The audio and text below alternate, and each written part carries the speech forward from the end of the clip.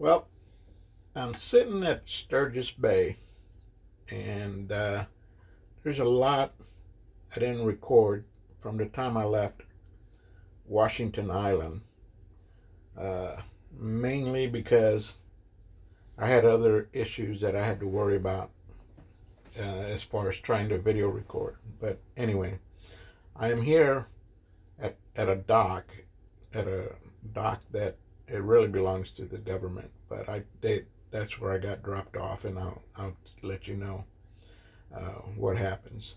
This is all actually a public boat ramp here in a park, which they bring boats in and out on a launch. They got real nice docks and everything here. This is a very nice little place. Uh, they even have a room where or a building where you can use the bathrooms, and they have showers. You can even take a shower there. Here's the public docks. This is kind of the first time I've ever been to a boat ramp where they have not only do they have bathrooms, public bathrooms, but they have public showers too that you can use.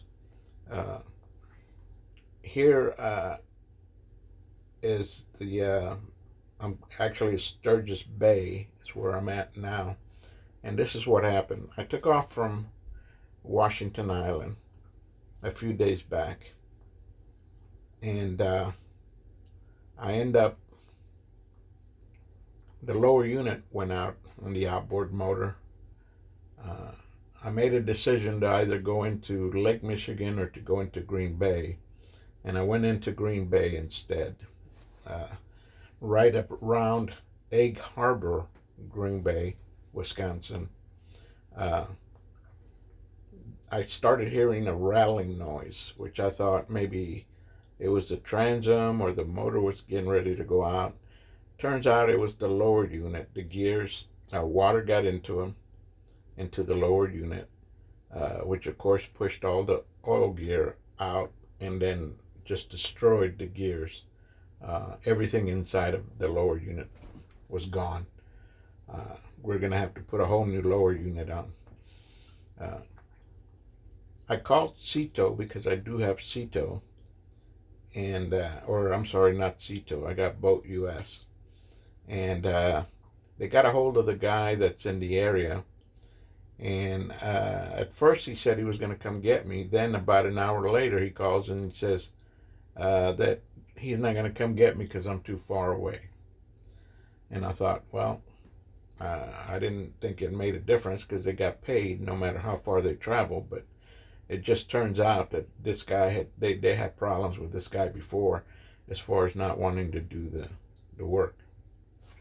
Now, they from where I was sitting at, they took a boat, they crossed the river, they towed my boat across the river, and then they used this travel lift to lift my boat up. Then they put it on a trailer. And kind of wondering, well, that kind of couldn't figure out, why would you go through all of that versus, you know, uh, later on you're going to find out what they did here. Okay, I'm just explaining here, showing you quickly what happened. But anyway, the guy from U.S. Boat didn't want to come pick me up because he said I was too far. Boat US, as a last effort, will call the Coast Guard. And of course, the Coast Guard will come out and get you. They won't leave you out there.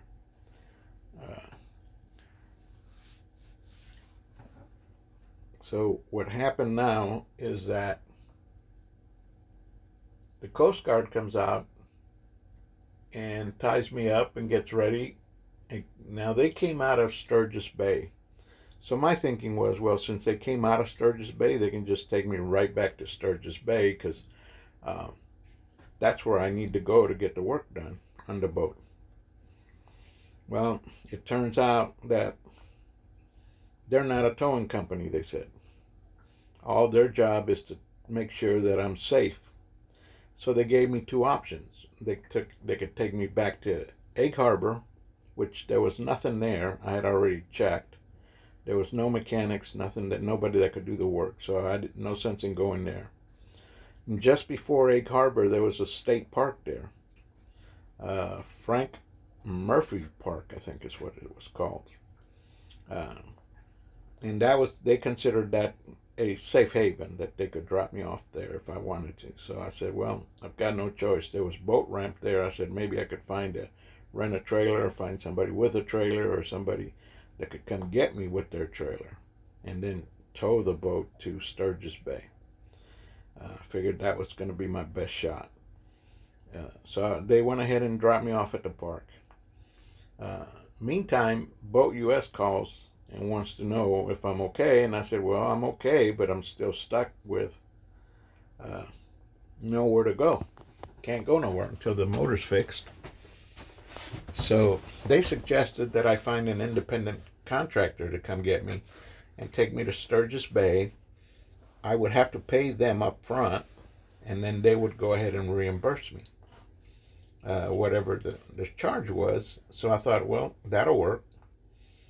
So what I did is I went ahead and found me a company right out of Green Bay, a gentleman that owns a salvage company, and he agreed to come pick me up and take me to Sturgis Bay. It took him almost 3 hours to get to me, and then it took another 3-4 hours to take me to Sturgis Bay. So I racked up a bill of about $1,300. But since Boat US said they were going to reimburse me, I wasn't that concerned about it. I figured, well, I'm going to get my money back, so it didn't matter how much it cost me. So that's how I ended up in Sturgis Bay. Now I have to find a lower unit. The people that did the work on the outboard did not want to be responsible for the lower unit. So they said they wouldn't order one, but if I ordered one, they would go ahead and swap them out.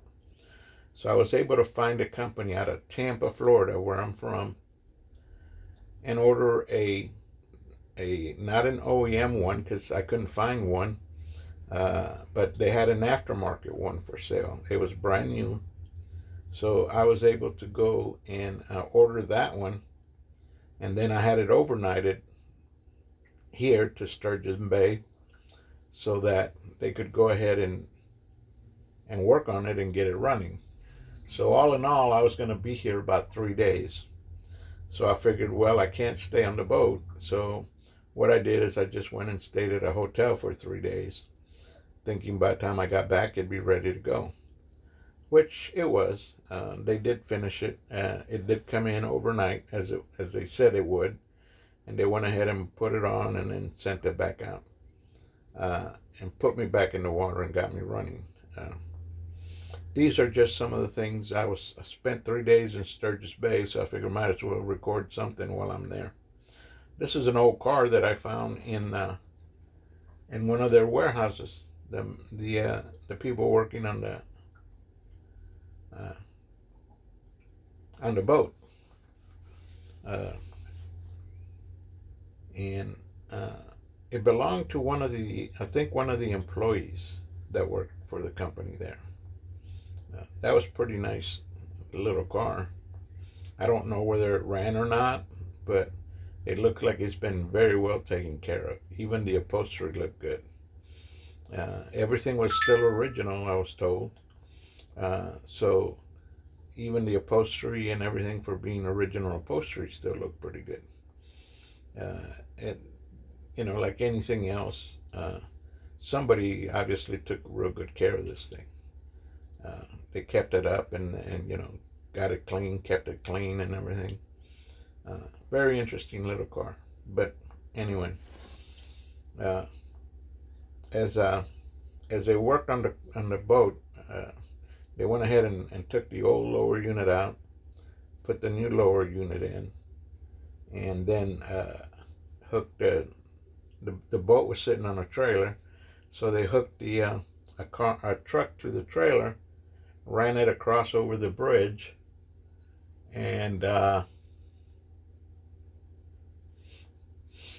put me back in the same boat ramp where I originally came from. Okay, so I didn't have an idea uh, what kind of cost I was gonna get involved in doing this. I figured, here's that little place I was telling you about that had the showers and everything else.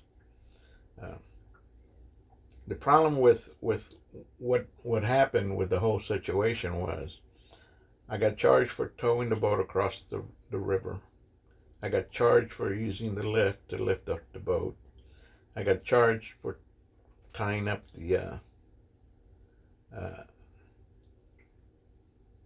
for putting a truck onto the trailer and trailering the boat back to the boat ramp. So normally when you would think, okay, a lower unit replacement, no big deal, turned out to be a pretty big deal.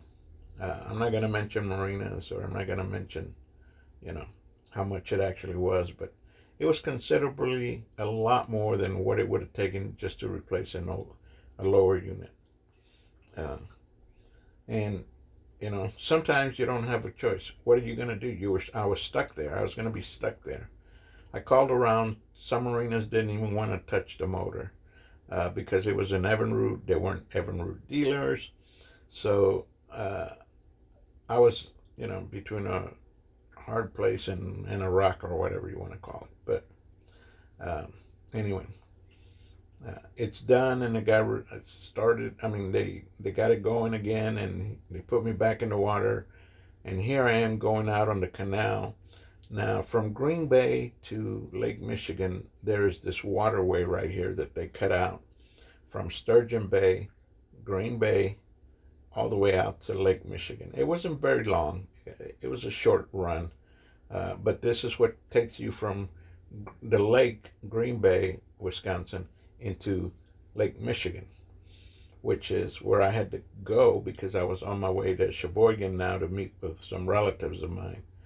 So this is going out to Lake Michigan here. And here comes this huge cruise ship right in front of me. And I'm trying to speed up a little bit because I'm trying to get out of his way because this channel was not very deep. So I'm trying to get out of his way here. And I finally got to the edge where I could get to the side before he started the channel. And as I got out of the channel and got off to the side to allow him to go through, I almost ran aground. Didn't realize how shallow it was until I started hearing my beeping depth finder go off. And I realized, uh-oh, I'm in trouble. I got shallow water here. And I was able to kind of keep it in the deep for a little while because I was also trying to get away from the boat. This boat was a huge boat. It wasn't no small little boat here, and you can see it there on the side there. I'm trying to get away from him. But the closer I got to this wall, it started getting real shallow.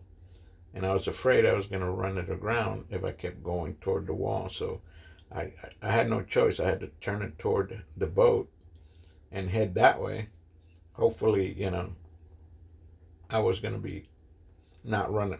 Hopefully I wouldn't run aground, because then I'd have another problem, especially when I just put a brand new unit on. With a new lower unit and me running it aground, that doesn't help any. With the lower unit, you could bust a seal or something like that, and then water gets back in there and you're done. Luckily I didn't run her aground, so everything was going okay. I slowly went ahead and passed them, and you can see almost at the end here, we're getting to the end of the canal, and then the start of Lake Michigan. Now, here in Lake Michigan, I'm going to start heading south, and my destination, of course, is to go to Sheboygan. I'll be spending about 10 days in Sheboygan. I have two uncles that live there in Wisconsin, so I'm going to spend some time with them. We've already gotten reservations to stay at a hotel right on the downtown Sheboygan, and right off the river actually. So I'll be able, and they have dock. There's some docks there, so I'm going to be able to tie up my dock uh, right next to the hotel, which makes it uh, nice because I can keep an eye on it that way. And I think they're city docks, but until I get there, I won't find out for sure what they are. And here we are, getting ready to turn getting out of the channel and getting ready to turn into Lake Michigan. This was pretty much a pretty expensive little project, mainly because I think, there's some good people and bad people. Some people that will take advantage of people when they know they have no choice. I had no choice. I had to get the motor working, or if not, I wasn't going to be able to go anywhere. I was going to have to stop my trip, cancel everything, find a way to get the boat back home, and call it quits. Well, I wasn't about to do that. Not yet, anyway. Something like that, I did kind of budget a little bit for it. But like I said, some people just take advantage of the fact that, hey, where else are you going to go, or who's going to do the work, I finally got out to the lake, and the lake was pretty smooth. It wasn't too bad. Most of the time, I ran probably, I think I probably ran about 35, 40 miles from here, because not only was I going down to Sheboygan, there's a little town called Two Rivers, or Three Rivers, I'm sorry. And there is a marina there that's an Evinrude authorized marine dealer that could do work on the Evinrude Outboard. I had already hit the 300-hour service that has to be done on the motor. So I figured, well, when I get there, I'll go ahead and have the service work done on it.